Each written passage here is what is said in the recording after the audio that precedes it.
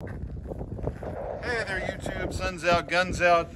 We are back on our range today. You might have to deal with the sound of gunfire in the background. Have a very interesting pistol, high Standard Sentinel. That's a 6-inch barrel, I'm pretty sure. It's a 9-shot revolver. And these were super common, sort of in the 60s, 70s. Every baby boomer just about grew up shooting one of these. And a lot of Gen Xers too, with their baby boom parents. My grandfather had one of these way back when, but that was before I was born. He traded it for a Ruger Mark I, so I did not grow up shooting one of these.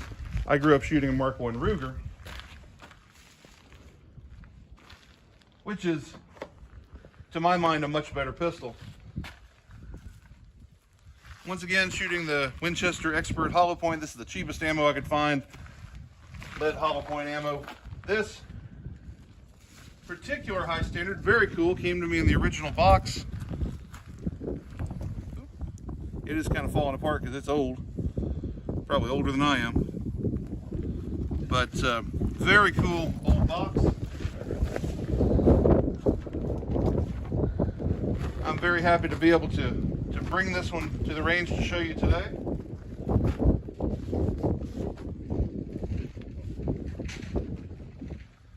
Yeah, we just got a cool old revolver with a 9-shot cylinder, and we are going to try it out on the target and just see what happens.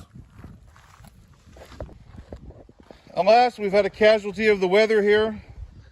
Our brave target, who has endured so much for us, has succumbed. We might have to bury him, I don't know. All right, I'll be shooting at my customary 15 yards. Turns out the target has made a recovery, and so we're going to celebrate that by shooting him. I don't know if I really understand what celebrations usually entail, but I better shoot him again before he falls down.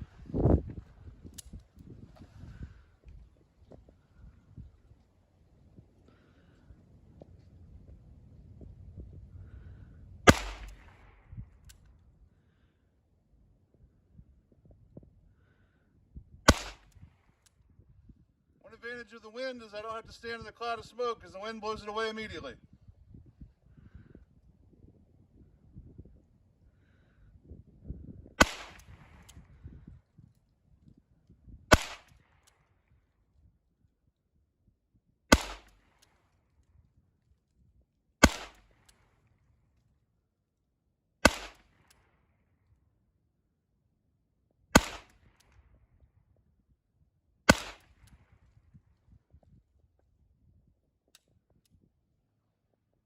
The single action trigger is okay. It's not great, but it's pretty good. Let's see how I did. Good old high Standard Sentinel. This is my aiming point, of course, in no particular order. 1, 2, 3, 4, 5, 6, 7, 8, 9. I mean, that's a group I can literally cover with my fist. That's 15 yards, unfamiliar pistol, cheap ammo. I'm going to say that's really good, especially considering the horrible conditions we have for shooting today. I'm very, very happy with this. I want to try it in double action. Well, the wind is threatening to kill the target once again, so I guess we better move quickly. I put up a new aiming point. I just put up a black sticker on the right side of the target there, and we're going to try this in double action, see how that goes. 15 yards again, high Standard Sentinel.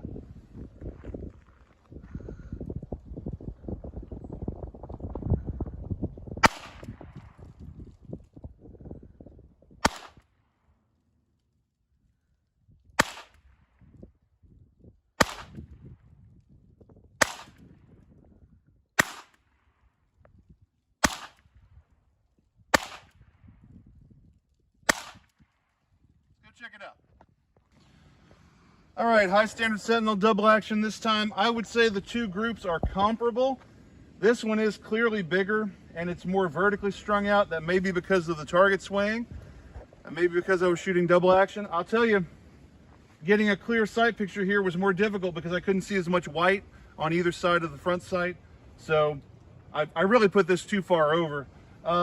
But again, double action, 15 yards, especially considering these shooting conditions. Getting a little glare from the sun at that angle. I'm perfectly happy with that. Clearly, this is a very good revolver, very capable of very good accuracy. I'm very pleased with this one. I can see why so many people bought these over the years and liked them. Let's go back over to the bench and have a quick after-action report. Okay, quick after-action report with a high Standard Sentinel. You know, obviously a very solid workhorse revolver. These were not expensive back in the day. They were kind of cheaply made. These were the like heritage Rough Rider of their day, back 50 years ago. And gosh, even Sears Roebuck used to sell these. And if I remember correctly, they had their own like J.C. Higgins or Sears or Ted Williams, whatever branded. They'd have High Standard make them and put the Sears name on them. And people grew up shooting those, grew up shooting the High Standard branded guns. These were cheap. When I was growing up, they were cheap. Even 20 years ago, they were still cheap. But over the years, these have become more collectible, and they're still not terribly expensive, but they're not $50 and $100 revolvers anymore. They go for a little bit more. Actually some nice color case hardening here on the hammer, which I hadn't noticed before, but get out in the sun and I can see it's got some case hardening, which is pretty cool. The rear sight, which I didn't mention before, front sight is bold. It's a bold ramp. It's easy to see. Black on black sights that are pretty good target sights, but for other purposes maybe aren't that great. They don't draw the eye so well. But the rear sight is dovetailed in, so even though it's a fixed rear sight, you could drift it back and forth if you needed to. You could tap it with a mallet, move it with a punch, whatever. In order to get the cylinder out, there's no latch here. We're just going to grab the ejector rod and pull on it. And then, of course, when we push on it, we'll eject the empties.